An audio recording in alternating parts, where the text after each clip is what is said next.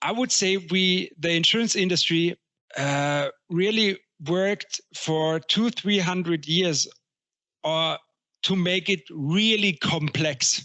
And I think this is a strategy that the normal people, let's call them, or the policyholder do not really understand the skull and bones environment and the myths of our industry. So if you demystify that to some of the participants in our industry, it's hard for them to understand that it could be that easy. Because as we talk about now about the solution, and you described it to me now, as I described to you earlier, it sounds so, from my perspective, so easy. It's a piece of cake with that scenario, transferring my risk.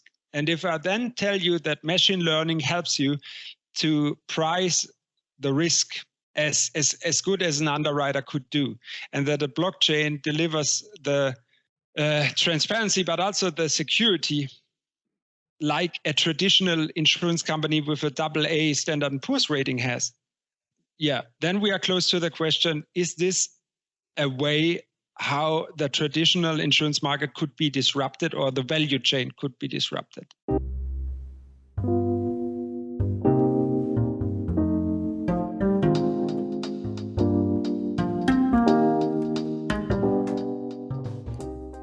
Today's episode is brought to you by Exige International. Exige is an executive search and recruitment training business that Fiona and myself have been working on for the last 19 years. We provide technology and innovation-focused executives to the insurance and wider financial services sector, with a focus on the UK and Swiss markets. If you have a search, or you'd like to discuss improving your recruitment and interviewing process, please visit our website, Exige International. Exige is spelled E-X-I-G-E. And tell the team William sent you. I'm also very happy to introduce our new sponsor, Crankhouse Coffee. Crankhouse Coffee is run by Dave Stanton, producing some of the UK's most exciting coffees, available for dispatch all over Europe. With a host of single origin and hard-to-find coffee, expertly roasted with care and attention, Crankhouse Coffee is a true gem of a business. I've been drinking this coffee for years, and I am thoroughly happy to have them as a sponsor of the show. So just head over to crankhousecoffee.co.uk, that's crankhousecoffee.co.uk, and you can use the code William to receive a special discount.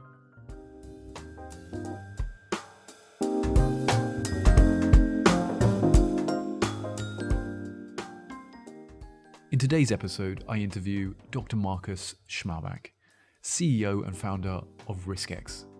RYSKEX is specialized in hedging corporate risks through parametric solutions with a focus on captives and S&P 500 companies. If this all sounds confusing, that's fine, because I've asked Markus to join us on the show to bring his expertise in insurance and parametric solutions and explain all of the ways that these work, helping us better understand this very important and growing part of insurance. So, I hope you enjoy the conversation with Markus. Without further ado, I give you Dr. Markus Schmalbach.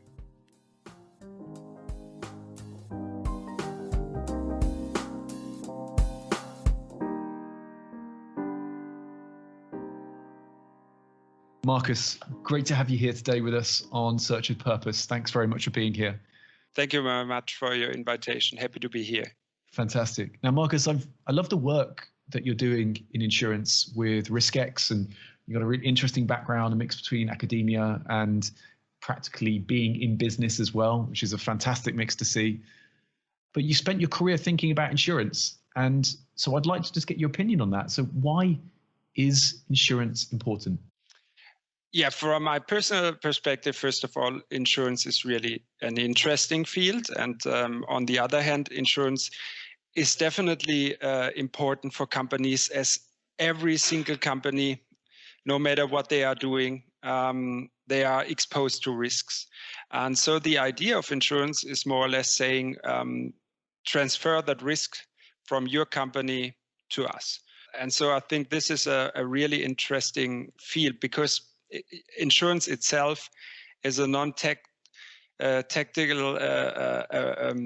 product itself, and I'm always fascinated by that. If you have a car, you can see it, you can touch it. Insurance is a trust and truth business, and so I think this is really interesting and makes it so interesting for me being part of that. Trust and truth. That's a interesting way to describe it. What do you mean by trust and truth?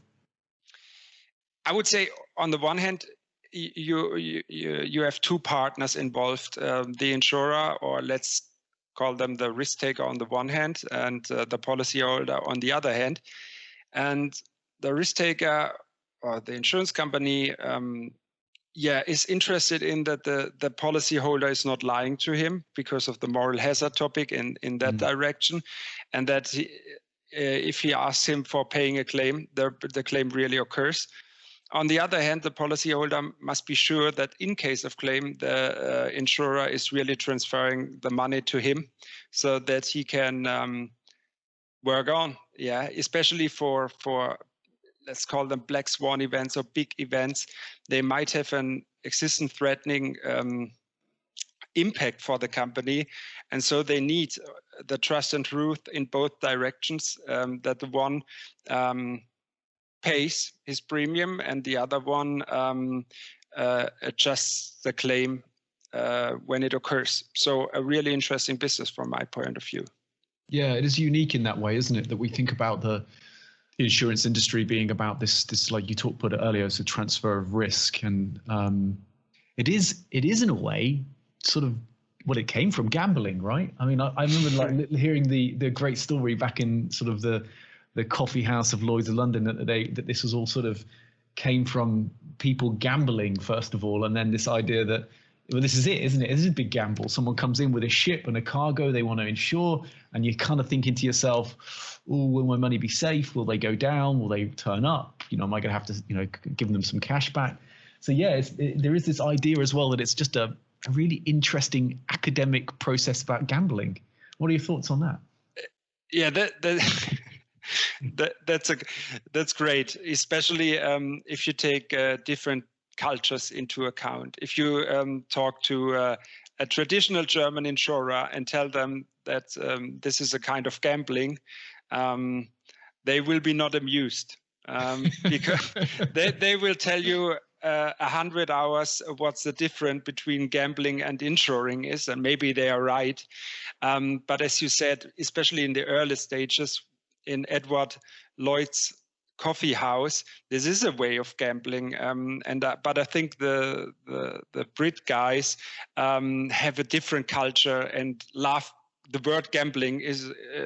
Don't scare them because they think, okay, at the end of the day, it's a fun fact, and of course you have lots of data and perhaps knowledge about something, but you never know if it happens or not. So it's like a good poker game. The better you are, the less the risk for yourself if you carry it.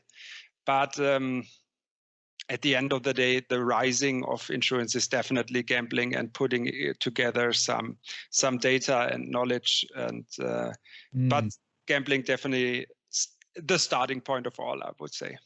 Yeah, I get that, and I understand actually. I kind of think, though, I always think of business in a way is just gambling. You as an entrepreneur, you get some money and you have a premise that with that money that you've got from someone, that you can make more money with that money by going into the market and doing something that's kind of interesting. And it's the reverse, isn't it? With insurance, you kind of figure out whether or not you're going to lose it. So yeah, I don't think it has to be negative. It's just an interesting way to think about it from people from the outside. And when I heard first the idea of gambling and insurance together, I was like, oh yeah, it does seem obvious that is actually what it's about.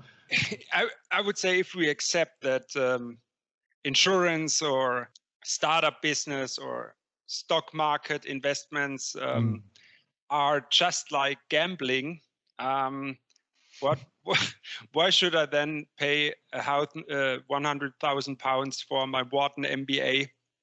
Or why should I pay my brokers that much money, which know the stock market better than me and which know the insurance market better than me? So I think this is it depends on whom you ask. Yeah, and if you ask an underwriter, he will never ever accept that insurance is gambling. If you ask me, who's a bit different from his mindset, I would always say it's a gambling. Of course, you can actually get a better advance, let's say, than just a gambling. But in the end, if it claims, everybody will tell you that it was a gambling. If it works well, everybody's fine. So, yeah. Yeah, very interesting. So I'd like to sort of pivot back, if we can, to like, your company, RYSKEX, and what you're doing there, because I'm, just to really explore a bit about what you've learned from growing RYSKEX, what that business is about, and like the whole journey that you've had with it. So yeah, just first of all, maybe just tell us a little bit about RYSKEX and your experience in with that business so far, and why you came up with the idea. Yeah, sure. I have perhaps not a typical career. I started working for an insurance broker, then I worked for a first insurer, then I worked for a reinsurer, and then I became a professor on innovation for 6 years. But I always had my eye and my research on alternative risk transfer, because I love that most. It's very, very interesting and very close to gambling, I think. And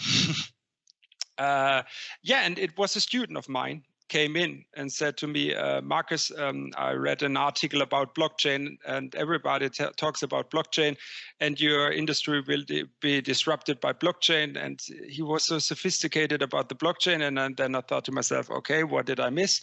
And then I start reading some articles on blockchain, and I thought to myself, oh, this is really interesting. And then I said to him, yeah, sure, write your master thesis about that topic.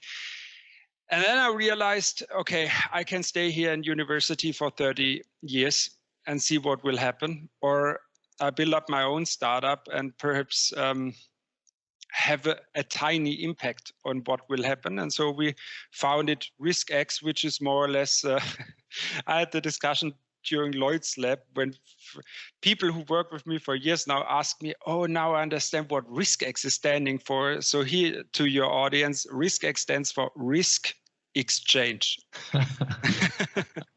Wow, as if I'd like to think that I already got that, but that's that's good. So that kind of is that comes back to sort of the idea of why is insurance important, because it is this exchange of risk, and that's where you study. So why is risk exchange where you decided to go to? What drew you to the idea of risk exchange? Yeah, really, really great question. If you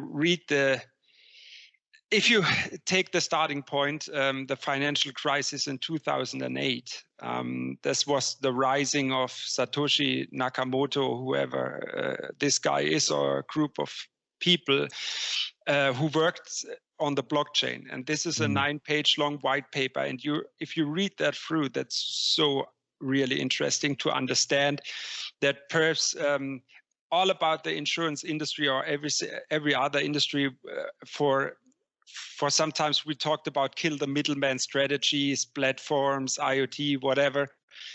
And then I read through and I realized myself, who is the middleman within the insurance industry? Is it really the broker, or is it the insurance themselves?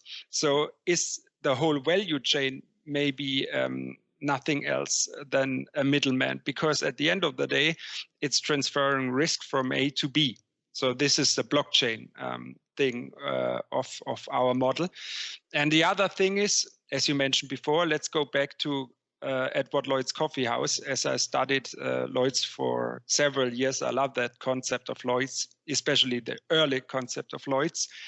And then I thought to myself, okay, you have a blockchain opportunity trading from A to B, secure and transparent.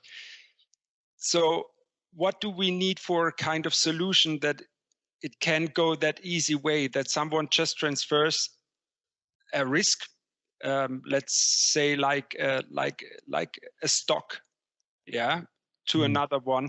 And in case of claim, this one has to pay the money back to the policyholder. So it's more or less what we thought about is how can we build the Lloyd's Coffee House 2.0. And that's what attracted you to this idea of risk exchange. So, because that's what I suppose the Lloyd's is. It's a risk exchange. It's a risk exchange of what you're trying to do. And so if I understand that the premise with RYSKEX is that you will be able to create sets, like you'll have a client come to you with a set risk, right? And that risk, you'll then be able to, using parametrics, create a product which will have a set of predefined triggers. So what will action the actual claim itself, for example. And then individuals from the capital markets, for example, could buy a proportion of that risk profile, thus transferring away the risk from the holder or the originator of the said risk. Was that a horrific explanation of what you're doing, or would you like to categorize it in this way? No, I would say you have a new job as a sales guy with RYSKEX, definitely. I realized during my journey now in the startup environment that I've been too long a professor, because you can talk and talk and talk and nobody perhaps listen, but nobody asks you any question or will interrupt you. So I didn't really learn how to describe RYSKEX in a elevator pitch way. So you did it in a perfect way. And yeah, as I said, I'm a huge fan of Lloyd's. But what is let's call it the problem? Hopefully, John Neal is not unsatisfied with what I'm saying now. I would say the major problem for companies like Lloyd's is that we live in a VUCA world, and the risks are, we are having more, or we are faced more and more to new kind of risks, emerging risks, like let's say the climate change, cyber. These are all COVID-19 now. These are all 1 in 100 risks, and we had so many of them within the first 20 years of 21st century. So it's hard for Lloyd's to slice and dice the risk within their syndicates. And the only idea what we have, which hopefully supports in the midtime Lloyd's a bit, is the idea of, if it's parametric and it's so easy to understand and easy to calculate, you maybe do not have to need an insurer to understand that. We are going back to the early days of Lloyd's, where the businessmen come in, as you described, and say, okay, this is the Titanic, maybe not the best example, but okay, this is the Titanic, the safest ship ever built. Okay, I take a slice of whatever, 10,000 pounds, and I need a premium of XY, and then I'm fine with that. So this is the idea of the risk exchange, saying if let's say the Lloyd's syndicates do not have the ability of covering such huge events like the pandemic right now, for example, why do we not take whatever, just wealthy people into account and say, you are buying gold, you are buying stocks, you buy Bitcoins, whatever. Why shouldn't they buy risk as a kind of an asset class for their portfolio? What have you found to be the hardest obstacle to overcome when creating a new solution like RYSKEX? What has been the hardest thing to overcome to get your solution working? Perhaps I think the idea itself is a bit really freaky and fancy to some people, or sound a bit freaky. And of course, the traditional insurers and reinsurers might not be too happy, as it sounds that I want to disrupt their business model. But this is really not our intention. Our intention is that I worked for several years on studying captive solutions, which means in-house insurers of fortune companies. And the major problems for them, if they are really interesting strategic solution, but in the end, they need a huge amount of capacity. And so their major problem is getting their risk transferred, because they need sometimes half a billion of capacity. And this is a really, really huge problem for the industry itself. So they have to split it and say, okay, you insurer A take 10%, you insurer B take 10%, whatever. The major problem is that every single insurance company has their own wordings. Yeah. So if you try to slice and dice your risk to different insurers, they will always ask you for some things in the wording they want differently. And it takes sometimes not just months, it sometimes takes years to get all these things done. And it's a huge problem for the brokers as well, because they cannot write down one single wording. Okay, 10 insurers maybe will accept that, but if they really have to bring it to their books, they will ask the broker to change these, and the other one wants to change that.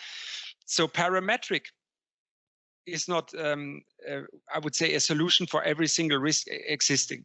I cannot think about a liability insurance at the moment where parametric makes sense.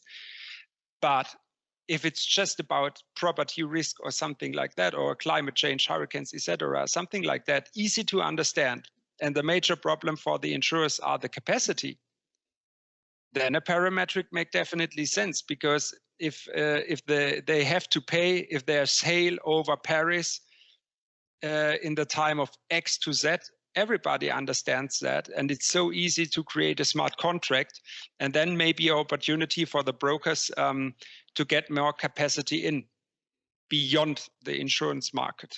And so there's no more capacity free for hedging other risks on the market, or on the other hand, creating new lines of insurance as well.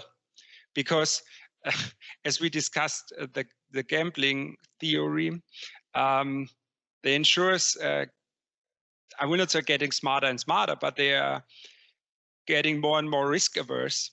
And so what they really need is more capacity, and make some trial and errors in creating new lines of insurance. Okay, interesting. So there's 2 points I want to pick back on there. So when I asked you the question about, what is the most difficult thing about getting these solutions to work, I heard from you sort of maybe a theme around communication, and that in this industry that there is complex contracts, complex demands for certain wording, certain types of communication to take place to enable them to take on those risks. And that type of bespoke customization, continual bespoke customization, it drives such inertia when it comes to getting people to do things that ultimately it just doesn't happen, right? And then sort of coming now to sort of what you were finishing up with there as well about capacity and this desire to try new things, because insurance companies are increasingly risk averse, right? Don't want to go in and take big risks on their books. And so we need more capacity in the market. And for listeners out there who maybe don't know much about insurance, we may be throwing out a few words here. So certainly capacity means the individuals with money to underwrite the risk. So for example, you may have a fund that say 20 million that has 20 million's worth of risk involved, right? And so you need the capacity, people who are prepared to put enough money into covering that risk, right? And so, and when they put their money in, say somebody wants to bring capacity of 1 million, they will want a certain coupon, a certain premium for putting that in. And it's like getting, maybe it's 4 or 5% for that risk they would be covering. But of course they have the potential to lose the 1 million. So it's like that gambling that I like to use, right? When you hear that, it does seem like an educated bet that they're going to make based on the information that they have, right? And, yes. Cool, good. So we're very clear on that. So I want to come back to sort of, innovation and communication. Maybe we could sort of pivot there for a moment. How do you approach creating new ideas? Yeah, good question. I would say as I've been a professor for innovation, I'm using the traditional tools you learn there. And I think these are the ones who have the greatest opportunity of being successful, saying the design thinking approaches or something like that. Or sometimes it sounds a bit like buzzwords if you say customer centricity. Okay, yeah, maybe a buzzword, but first of all, that make the most sense. And adapted to our industry, I would say it's that way. If you are from the risk taker perspective, acting from the risk taker perspective, and you say, yeah, come on, we set up a new product, maybe that will not really fit the requirements of the market, which means the policyholder, your clients. Yeah, you want that the clients insure something or transfer the risk to you. So that's why we started with Parametric. It's much easier to focus on the needs of the customers themselves. So we do it the other way around. We do not talk with the insurers. Of course, we talk with the insurers. I like them as well. But first of all, our clients are the policyholders, which means the companies who have a risk in their books they want to transfer. And then we start asking them, okay, why is it a risk? What will be the impact? I think this is the most important question nowadays times, especially for companies who are on the stock market, the Fortune 500 in the market. Their greatest risks are, from my perspective nowadays time, their reputation, for example. So, and their stock market prices and something like that. And our question is not, okay, you have a silent cyber attack, what do you need? In 90% of the case, they say we need no money for that because we have the experts in-house, but our clients might be unsatisfied and not amused because their data got stolen or whatever, or they cannot use our products for 48 hours. And then we have a deep impact on our reputation and our stock market or our share price slumps and so on. So we are coming from a bit a different standpoint and not thinking like an insurer. Of course, an insurer thinks like an insurer because he's an insurer. And we are more coming from the perspective of the market itself, of the policyholders, and saying, okay, what are you really looking for? What is your needs? And if you would have the opportunity in covering whatever you want to, please tell us. And then we try to break it down as easy as possible, make a parametric product out of it.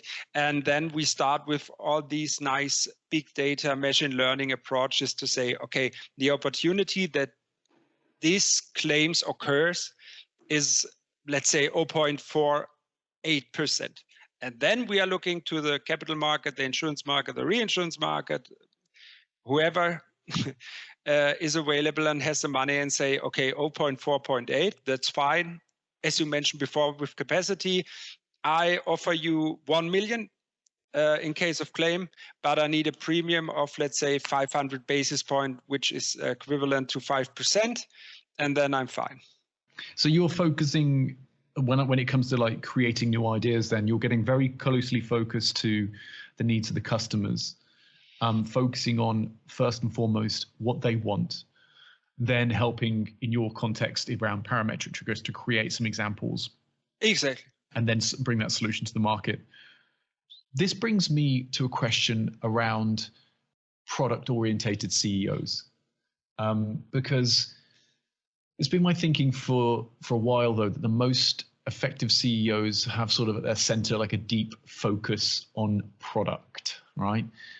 And given that, you know, when you're working in highly technology focused environments, it can be enticing to just bring in and throw lots of technology solutions at something and then try and find a problem for that solution.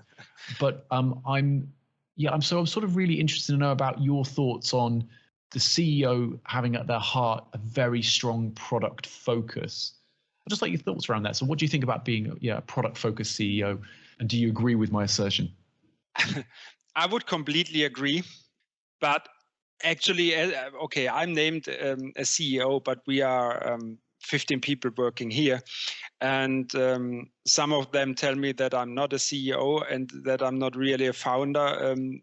I'm more like a Daniel Düsentrieb from the Donald Duck, more on inventing things. So, but I'm not the one.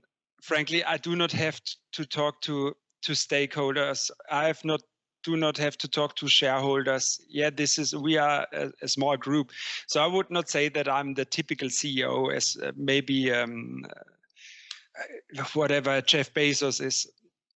But let's take him as an example. I read an article about him that for years, his only job was more or less getting up in the morning and thinking about solutions for his customers, and thought about this the whole day. And then he talked about his ideas, I think, with some smart guys within his company and asked them, is this possible? Or let's see an Elon Musk. Maybe some people also say that he's not the typical CEO. Maybe right. But he's the one who is hands-on working on solutions for his customers and make them possible. Bill Gates, maybe Bill Gates as well, but I thought honestly of Steve Jobs. He was extremely the same way. So I would say I agree absolutely with you, but maybe we will not find an answer on my theory now. But these are completely different companies. I would say the culture within the company is focusing on the client, is focusing on trial and error. They have no long-standing tradition on the market where most of the employees saying, oh, we did this and that for 40 years and we have all been happy with that. I think it's a much harder job being a CEO of whatever, VW, BMW, whatever. They did a great job for, let's say, 100 years. And then there's Elon Musk coming up and saying, guys, you have all to drive electricity powered cars, as I do, because I love him and I love his idea behind that. But frankly, I do not want to change with the CEO of BMW, because then you are there and you have lots and lots of experts who know everything about engines. But you come to them on a Monday morning and say to them, we do not need that engines anymore. We now need battery experts. And then they say, what? Never heard of that. And I would say it's to adopt that into our industry, it's the same way. If you are an underwriter who does a really, really great job for, let's say, 20, 25 years, the major problem you get is that you know too much about your industry. And that, of course, you think in silos and you think this is the right solution as you worked on that for 25 years and so on. And that makes it sometimes so hard getting in touch with that people and saying, let's think about the indemnity approach. We think this is a bit old school. And I completely understand when the people who worked on indemnity solutions for 30 years tell me, hey, you stupid guy coming from university want to tell me now how my business is working? Are you damn? And so, completely agree. Yeah, that's an interesting one, because I've heard that before from the CEOs who come from outside of the industry, and they often get that reaction. Can I ask you then, what would be your advice then for the next generation of insurance builders who are coming in as CEOs and may have a lack of experience? What would be your advice to the next generation of insurance builders? Yeah, interesting. I would listen. I think listen is always a good advice. Listen to the people who are already in the market, and then think of who is on the one hand your client, and on the other hand, with whom you are interested in working together. And of course, you have to listen and you have to be polite on the other hand as well. And if you say, yeah, I'm now coming with my, let's say it again, Wharton MBA, and I'm 25 years old and I'm wearing some red shoes and have my Apple laptop and now I'm disrupting the world, that's okay. Yeah. Alexander the Great wasn't older than you, but maybe the better approach would be getting in touch with the traditional market and first of all understand what you want to disrupt or find a better solution for. Because then it's much easier to building up great relationships with the existing market. Because just you say, I'm building up a startup and I have a better solution and here I am, the traditional market will not say, okay, you're right, this product is much better than our, so we'll go now and stage is yours. Of course not. Yeah, I've heard this said before that partnerships are incredibly important in the future of insurance. And I suppose we talk a lot about disruption, and I wonder if that sometimes is conflated with sort of going it alone. But disruption can be done in partnership. And I did hear Pravina Ladva say on her media day from Swiss Re about the importance of Swiss Re, and there's the whole digital strategy will be about partnerships. It will be about working with organizations that can help them do new things in new ways, but ultimately we need to be cooperating with the sort of the foundations of an industry. Otherwise, smaller firms aren't really going to get going, right? It's a really difficult thing to do. So yeah, partnerships, that's really at the core of your business as well, right, Marcus? So it's really successful. Yeah, absolutely.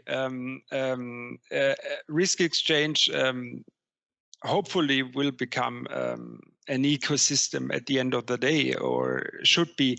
But there's even the idea is great. You need on the one hand the policy holders, and you need on the other hand the risk takers who are interested in working with us.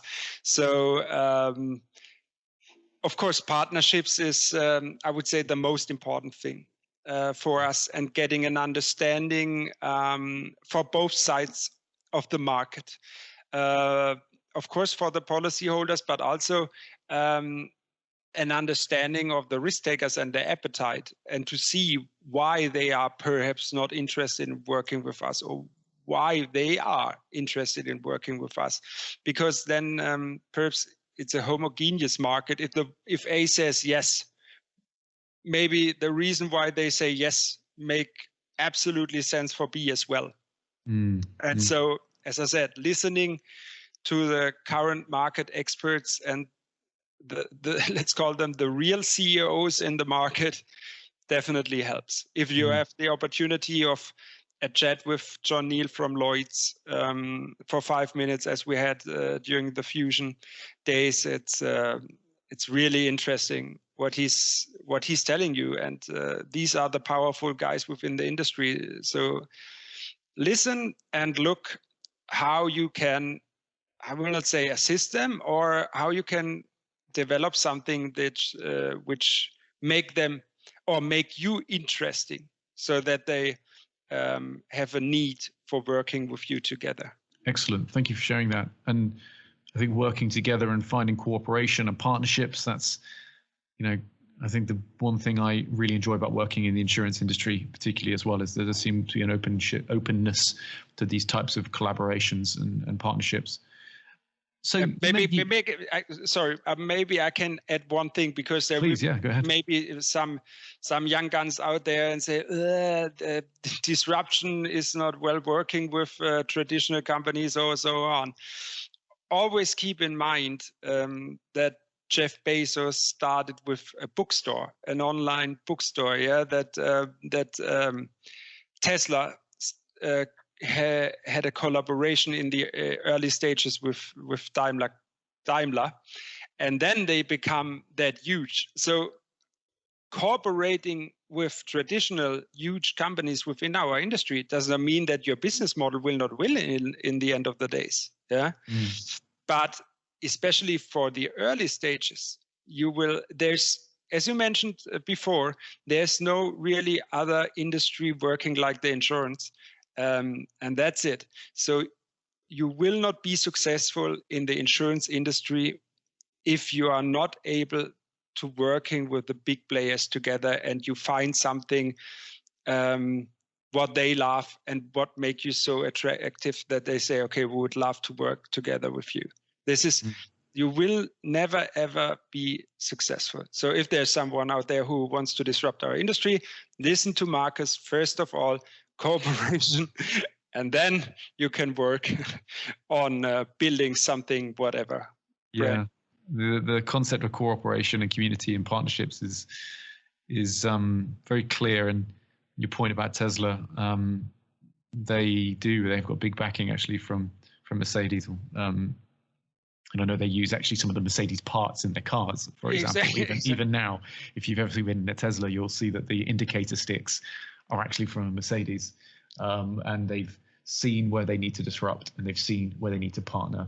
And I think that comes back to the idea of buy or build, which is a topic I hear a lot about in the industry from in companies trying to innovate. You know, why, if you're innovating inside a company, why would you want to recreate, say, a CRM system when you've got so many CRM systems out there? You might as well just partner with someone and then kind of innovate around that stack, right? And sort of create that solution in around what you kind of want to, what you need to build, because it doesn't exist. And I think maybe in technology, that's like a pure place to see that need for partnership and disruption and creation and how that works. I'd like to now just talk a bit about Fusion, the Fusion Lab, because you've recently had some great achievements there, Marcus, and maybe you could just share a bit about what Fusion was, what Fusion Lab is, and what you did with RYSKEX. Yeah, the let's call it the normal program of Lloyd's Lab is a 10 weeks program with some mentors of the Lloyd's market. We have participated last year in cohort number 2, and it was really an outstanding experience. As I said, listen to them, guys. If you ever have the chance working together with Lloyd's, it's fantastic.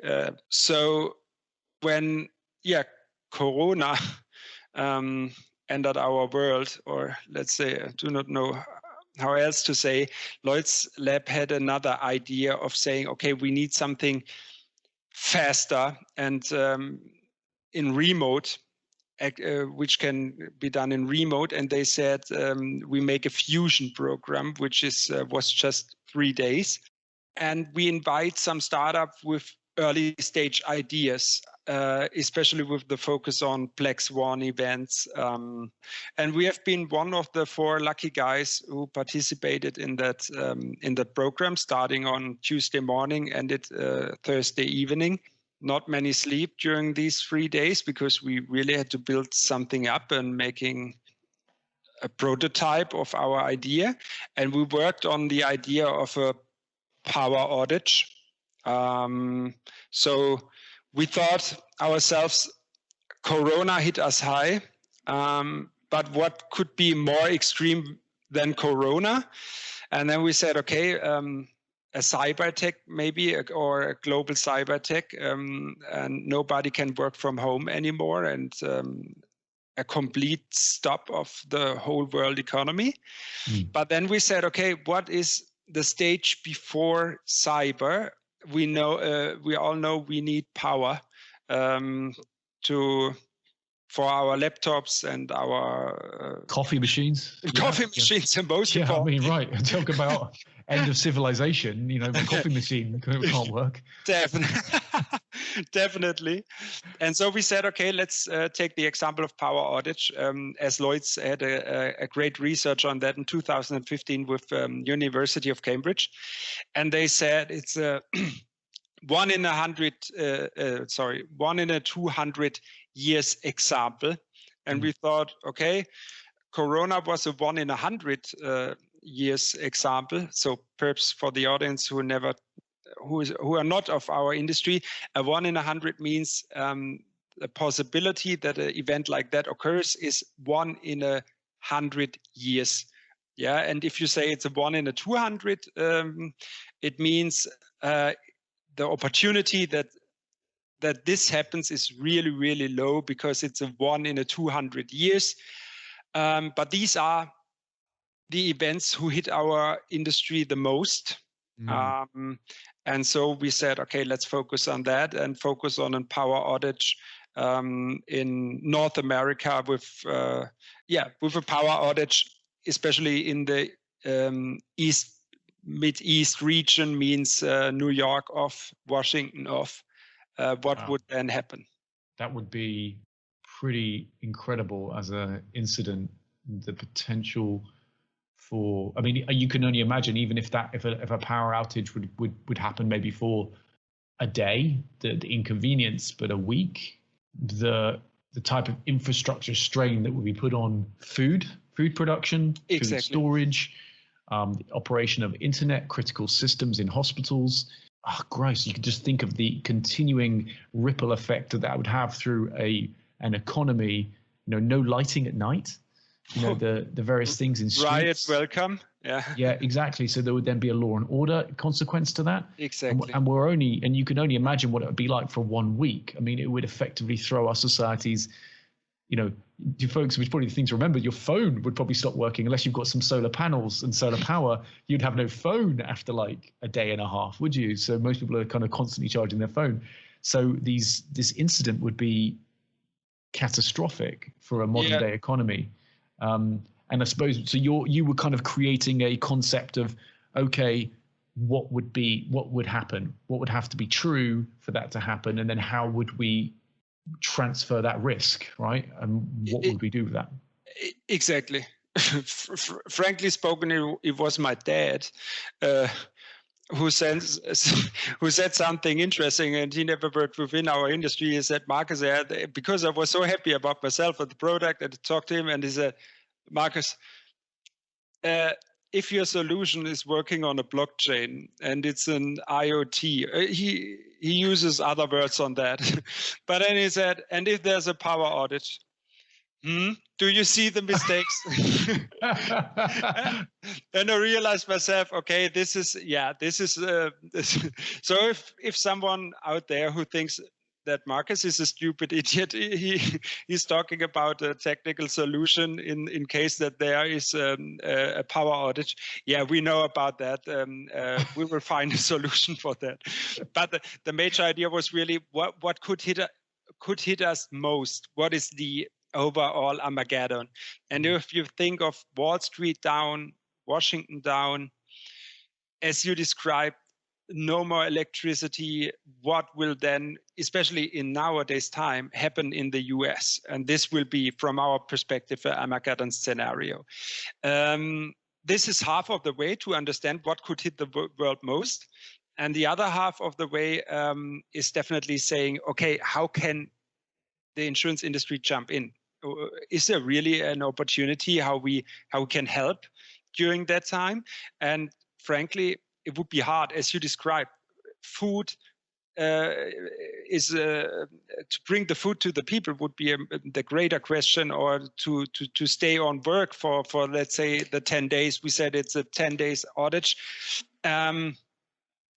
But the major idea was bringing money quick to the people again, so that they can go for shopping and they can and that the business can survive, and maybe not and a private solution on that means the insurance industry or the capital market deliver a solution, and it's not always the government who says, okay guys, here's some money, because the insurance industry tells everybody we cannot cover that kind of solution. That kind of event. We have no solution on that. And we thought about what would be an Armageddon event, and is there an opportunity to transfer the risk of black swan events, yes or no? And we would say yes. And it seems like the jury of Lloyd said, yeah, might be. And so we will follow up and hopefully develop a solution on black swan events with the example of power outage, because we hope that we can adopt that also to pandemics or something like that.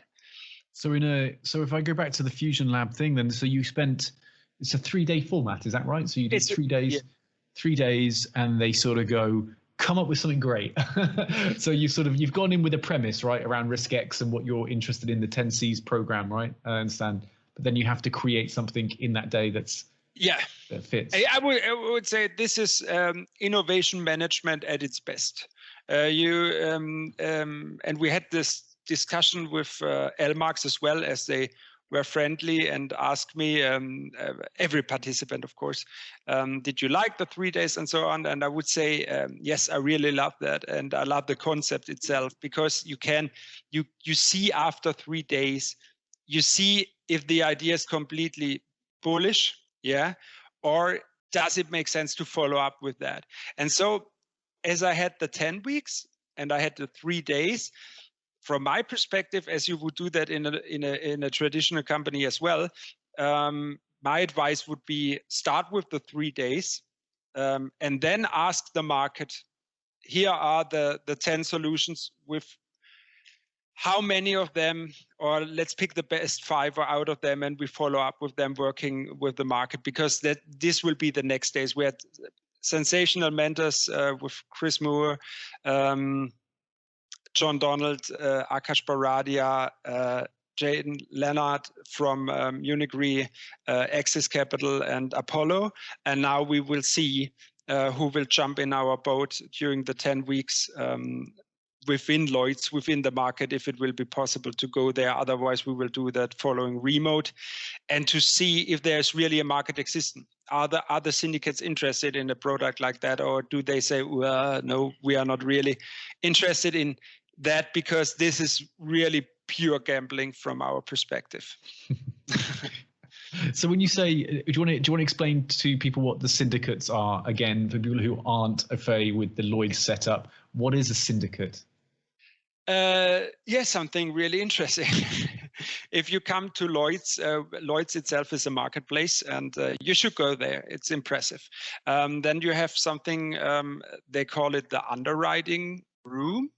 I would say it looks like a market hall, where people in suits are sitting, and you come with your slip of risk when you're a broker, and you go from, let's say, to box business, as they call it. You go to box number 1 and say, I have this kind of risk and I need, let's say, 100 million. And then box number 1, which is syndicate, let's say, of Axis Capital, say, okay, as I described earlier, the 100 million is too big for us. We are not interested in taking the full risk. We take 10%, and then they underwrite 10% on the slip. And then the broker goes to the next table, where maybe Munich Re is sitting, and they say, okay, Axis Capital took 10%. What are you guys willing? And they say, well, this is not our cup of tea. Please go to the next box and bring something else. Maybe and then, more colorful language. Maybe. Yeah. And then exactly. And then you go to the next and to the next. And if you are a lucky guy, you have your 100% slip full in the afternoon, and can go to London Hall having a pint with some of your colleagues. And sometimes you don't have the full slip, and you do not have a 100%, because maybe the risk is too close to gambling. Let's catch up with that word, or too risky, or the syndicates do not like it, or do not have enough data to understand it. And here RYSKEX jumps in and say, okay, if Lloyd's cannot offer you 100% cover, bring the last 25% to, let's call it the special box of RYSKEX, and we spread it with the capital markets. Perhaps they have a different understanding of the risk. They have different data to evaluate that kind of risk, or whatever. So if I understand, the syndicate then is literally the idea that you would have a group of individuals who will take on proportions of that risk. So you go into the Lloyd's marketplace, it's like a little like a food market, but insurance market, just doesn't smell as probably good. And you can say, go from each box to box. And then when you say you have 10 people covering 100%, that's called a syndicate, right? Exactly. Who are covering your risk.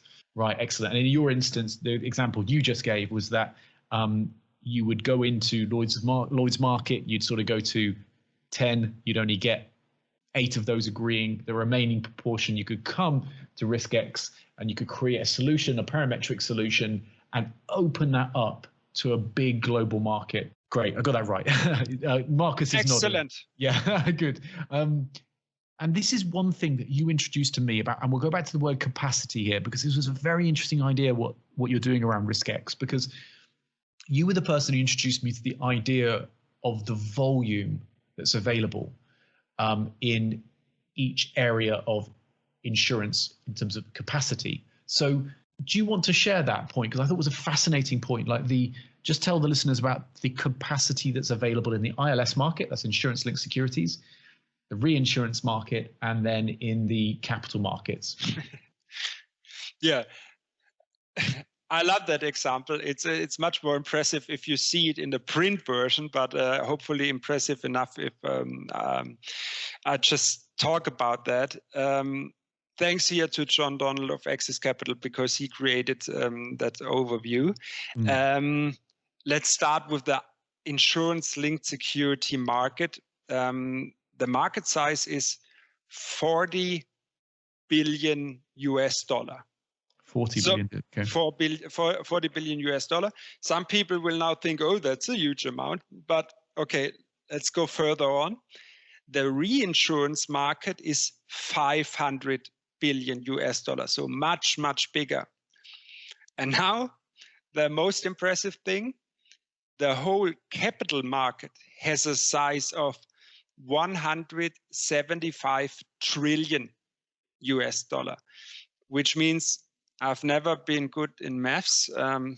That's great if you work in the insurance industry, but this seems to be 350 times the reinsurance market, which means from my perspective, or from the RYSKEX perspective, and hopefully from the perspective of some other people in that market as well, that there is much more capacity within the capital market existing than in the reinsurance market and the ILS market.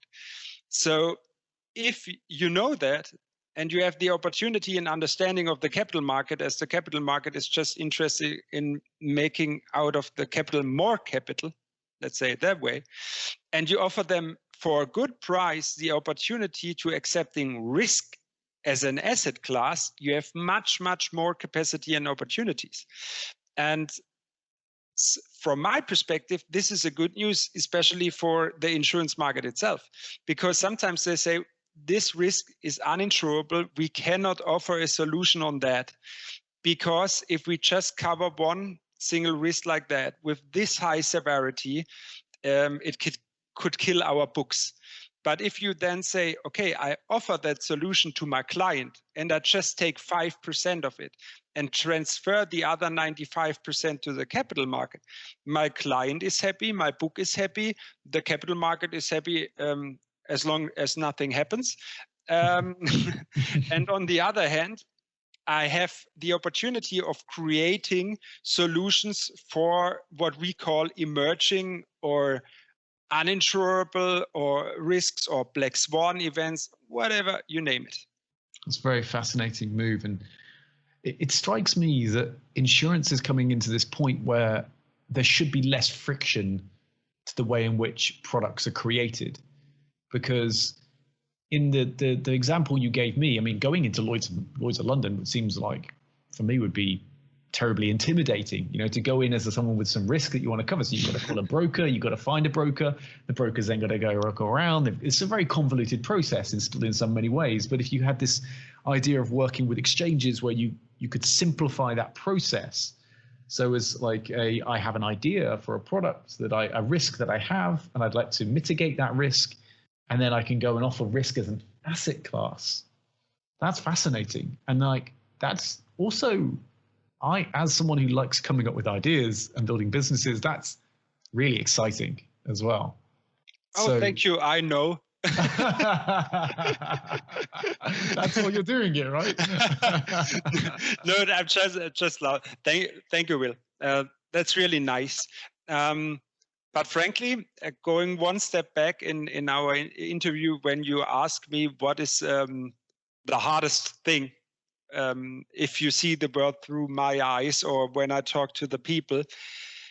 I would say the insurance industry really worked for 200-300 years to make it really complex.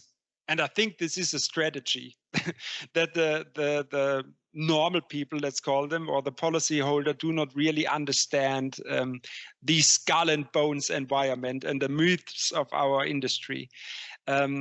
So if you demystify that to some of the participants in our industry, it's hard for them to understand that it could be that easy. Because as we talk about now about the solution, and you described it to me now, as I described to you earlier, it sounds so, from my perspective, so easy. It's a piece of cake with that scenario, transferring my risk. And if I then tell you that machine learning helps you to price the risk as good as an underwriter could do, and that a blockchain delivers the transparency, but also the security, like a traditional insurance company with a AA Standard & Poor's rating has, yeah, then we are close to the question, is this a way how the traditional insurance market could be disrupted or the value chain could be disrupted? Yeah, very interesting. And that's where it gets to, isn't it? That systems that are, it strikes me, it's very easy to be complicated. Yeah. It's very difficult to simplify. And I know this from my own experience, that trying to explain things simply is devilishly difficult, particularly when you have something that's meaningful to explain. And I wonder then, that's back to the point about the complication of the insurance industry, and the is it because it is devilishly difficult, or is it just because people have made it that way? And maybe me and you obviously have an opinion on that, and I would say it's probably the latter than more the former, and it sounds like you do the same. And that's why we can both surmise that there's an opportunity for disruption, and I find that exciting. But don't get me wrong. Here I have to jump in again that Lloyd's opened me the door again. I read an article about that, and my final conclusion has been it's not that the Lloyd's and the Munich Re's and the Swiss Re's have to be disrupted. It's a question, they are fine and I love them and they did a really great job. The question is, can they disrupt their own business model and rebuild it themselves, or even by the help of some startups? And that should be the way. But of course, I want to pause there because I think that's absolutely the point. I think this is where some of the problems come, is because in talking about the things we're talking about is like, you know, the big global insurers, the big global reinsurers are doing an important thing, but they've got to be ready to see the change that is coming, and they need to take part in that. And everybody wants them to take part in it because they have such huge capabilities. They employ huge amounts of people. Exactly. They have like loads of expertise. And so, yeah, of course, we want them to be part of the journey that comes on. But it's like the problem comes is when those business models or the attitude stops any innovation from happening, and it starts stamping it out. And that damages both them and it damages the industry long term. So that's, I suppose, what we're getting to. And I think it's been held very clear in what's happened with the pandemic, for example, in the way that the insurance industry has reacted to the pandemic. It's an unknown event. People didn't want to buy risk exchange for it previously. They didn't want to take risk exchange previously. Now they're facing a need to actually provide that risk coverage because more and more customers are wanting it. But how the hell do they do it now? And so many are saying no. In your example, I know certainly we talked a bit about Wimbledon in the previous. They had this pandemic coverage, which people were laughing at them about for so many years. And then it pays out. And now they can't get risk coverage anymore, can they? So it's like, but they still want to have their pandemic coverage. So how does the industry react? How, or does someone have to step in and disrupt? So it's, yeah, that's the balance, isn't it? It's this balance between status quo and what is new. A perfect description. Yeah.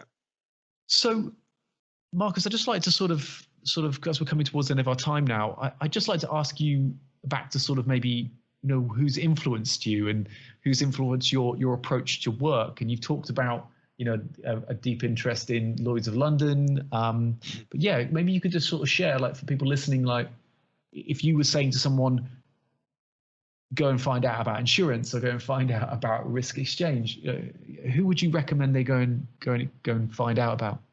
Yeah, call me. You heard it here. He's going to leave his phone number at the end. No, I've been influenced by a bunch of people. Of course, during my studies, one of my professors, Björn Bucher, still a very good friend of mine. My mom and dad, as this is a typical answer here to say that my parents, but they did definitely. And also, yeah, the guys we talked about, perhaps the reinsurance CEOs are not that kind of rock stars like an Elon Musk or like a Jeff Bezos, and you maybe will not find too many books about them somewhere. But I really studied them during my university time and afterwards as a professor as well. And so, yeah, as I said during the interview, you have to understand the market and you have to understand the culture and you have to understand the CEOs of the market. And then you can be not disrupting, but maybe helping them disrupt their own business model and rebuilding that. So, but of course, I read everything about guys like Elon Musk, Jeff Bezos, Steve Jobs, to get an understanding, but also in history as well, Caesar, Alex the Great, to see. I think the most impressive is why are they going to work, and why do they still go to work? When they become famous and they had enough money, there's no need for them to go to work anymore. Why do they do that? And how do they reinvent themselves? And what is their mindset to stand up in the morning at 4 o'clock after 4 hours of sleep and go to work?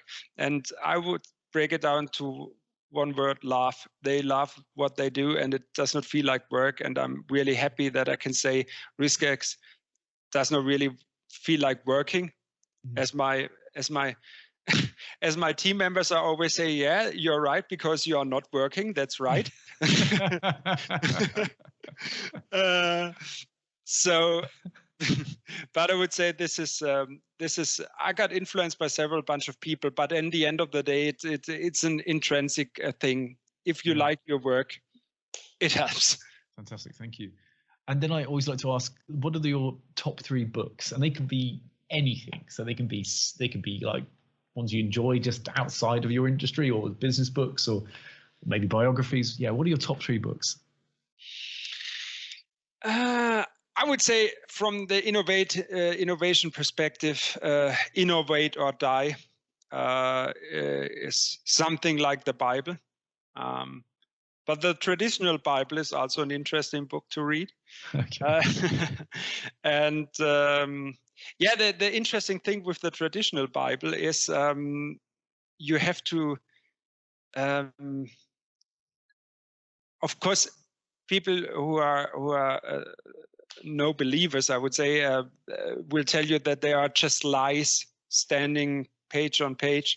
If you read that through, there's a really bright opportunity of interpreting things, and I love book like that. So, and the book I love most, which has nothing to do with that, is I love Moby Dick. I really love Moby Dick, and I love the books of the old Shakespeare and something like that. I still love to read them, but in the original way, and as English is not my mother language, it's sometimes really horrible to understand them, but that's the challenge. That's the challenge, and I love that. Those are challenging books anyway. So so Innovator or Die, and that is that by Andreas Oppenheimer, is that right? I think it's Christensen, Harvard professor.